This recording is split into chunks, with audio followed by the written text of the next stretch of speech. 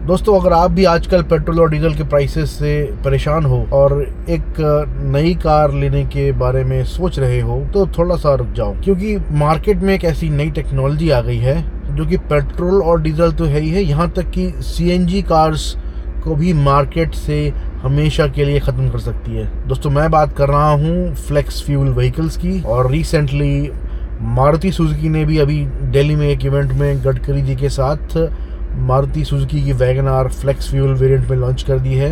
ये कोई ऐसी वैसी गाड़ी नहीं है, ये गाड़ी 100% प्योर इथेनॉल पे चल सकती है।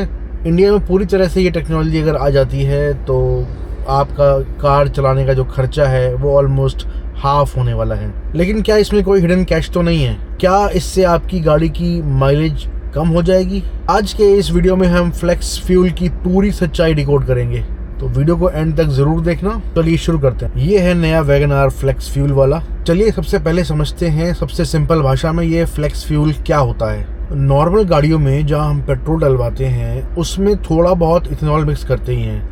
अभी आप देख रहे होंगे कि E20 चल रहा है, यानी कि 100% जो फ्यूल मिल रहा है उसमें 80% तो पेट्रोल है और 20% इथेनॉल उसमें मिक्स किया गया है, तो इसको हम बोलते हैं E20। और अगर हम बात करें जिसमें सिर्फ इथेनॉल हो, कोई ऐसा व्हीकल जो कि E100 पे चल सके, यानी कि 100% इथेनॉल पे चल सके, वो फ्लेक्स फ्यूल कंप्लाइंट व्हीकल है। लेकिन ये जो मारुति की फ्लेक्स फ्यूल वाली व्हीकल आई है, इसका इंजन नॉर्मल नहीं है। इसको इस तरह से री इंजीनियर किया गया है ताकि ये E20 तो चलाएगी E100 तक कंप्लाइंट है, यानी कि 100% इथेनॉल भी अगर आप इसमें डाल देते हैं, पेट्रोल का 0% डालेंगे, तब भी ये गाड़ी चल जाएगी। अब आप सोचेंगे यार ये इथेनॉल किस चीज़ से बनता है? तो दोस्तों, इथेनॉल बनता है हमारे ही देश के खेतों से, जिसमें होता है शुगर केन या फिर मक्के यानी कॉर्न से, एंड आपके राइस से भी बनता है इथेनॉल। यानी ये फ्यूल हमारे इंडियन फार्मर्स खुद प्रोड्यूस कर रहे हैं। चलिए बात करते हैं कि कितना पैसा अब आपको इसमें बचने वाला है, या आप कितना पैसा सेव कर पाएंगे अगर आप इथेनॉल वाली कोई भी E100 कंप्लाइंट व्हीकल खरीदते हैं, जैसे कि ये new launch vehicle Wagon R. अब बात करते हैं बॉस इसमें मेरा क्या फ़ायदा। चलिए थोड़ा सा मैथ समझ लेते हैं।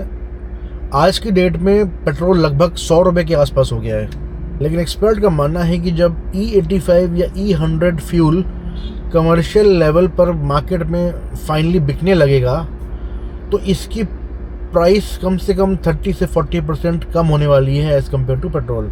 तो एक्सपेक्टेशन ये है कि जो ये E100 फ्यूल है ये अराउंड 60 से 65 रुपीज़ पर लीटर मार्केट में मिलने वाला है। लेकिन यहाँ एक छोटा सा कैच है जो आपको नहीं बताया जाएगा। दोस्तों, इथेनॉल की एनर्जी डेंसिटी पेट्रोल से कम होती है।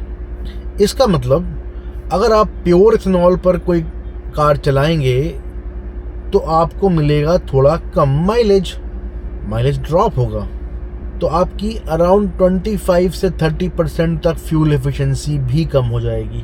लेकिन ये फ्यूल इतना सस्ता होगा कि आपका पर किलोमीटर रनिंग कॉस्ट काफ़ी नीचे आ जाने वाला है। बट मारुति का कहना है कि इस 1.2 लीटर के सीरीज इंजन में उन्होंने पावर और टॉर्क को बेहतर किया है, तो ड्राइव करने में आपको और मज़ा आने वाला है। Let's compare flex fuel versus CNG versus EV।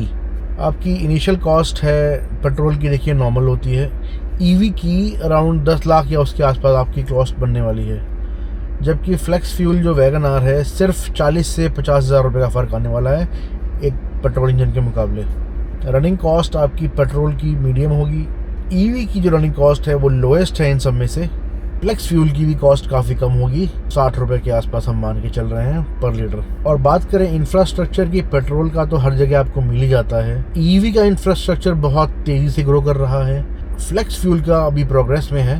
तो उम्मीद करते हैं जिस दिन ये इंडिया में पूरी तरह से आ जाएगा, काफ़ी बेहतर ऑप्शंस अपने पास, एक नया रूट मिल जाएगा हमें, जहाँ पर EV के अलावा भी एक रास्ता है, वो है फ्लेक्स फ्यूल का। चलो इस गाड़ी से कंपेयर करते हैं। एक तरफ EVs जो एनवायरनमेंट के लिए अच्छी हैं पर बहुत महंगी है, और चार्जिंग की झंझट है अलग से कि कहाँ जाना है कहाँ नहीं जाना है। दूसरी तरफ CNG जिसमें लंबी लंबी लाइंस लगती हैं रीफिलिंग के लिए, आपको पता ही है। और हमने ये भी देखा है जो फर्स्ट जनरेशन और सेकंड जनरेशन हमारी CNG कार्स आई थी, उसमें बूट स्पेस हमारा ख़त्म हो गया था।